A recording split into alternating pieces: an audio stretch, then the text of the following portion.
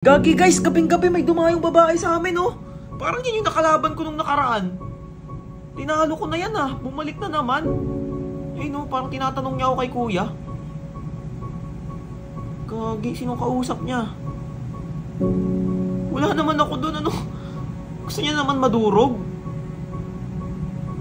Ayun, lumabas si kuya, kausap niya.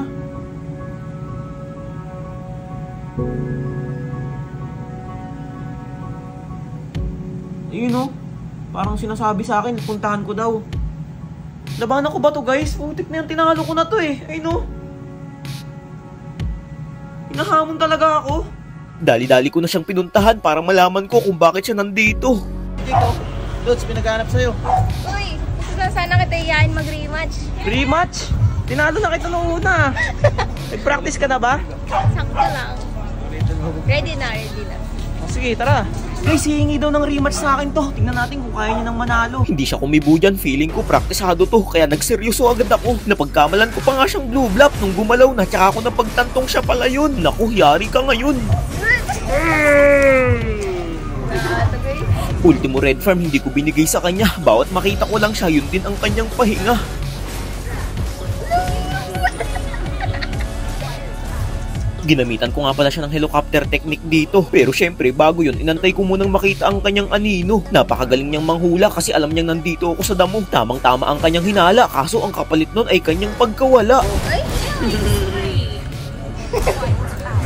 Nais ko lang sana umuwi upang makapag-dep muna. Subalit bakit nagpakita na naman siya? Bali sa part na to, hindi na siya makalabas ng base kaya hinarang ko na agad yung mga papalabas niyang minions. Ano, sakas mo dyan eh. Gagawin ko dito, display. Ala, gawin na pala. Ano? Nasakit! Kamuntikan na ako dun, buti sumang-ayon sa akin ang panahon. Na, ito to. Zero hit. Napakalupit ng prediction na gagawin ko dito guys, panoorin nyo kasi 3 seconds bago siya mabuhay, bumitaw na ako ng sibat dyan. Ay! Wait! Ano mo?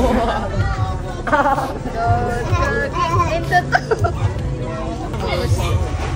Di pa yan. Nakambag pa yun. Tapos. Sen! Tapos. Nipit! Nice. Game guys. Lagay sa hihilig. Mabawi ka pa ulit. Hindi ako na pumunta dito. Char. At ayun na nga guys, nakachamba na naman ako. Sana tuloy-tuloy na to. Thank you for watching.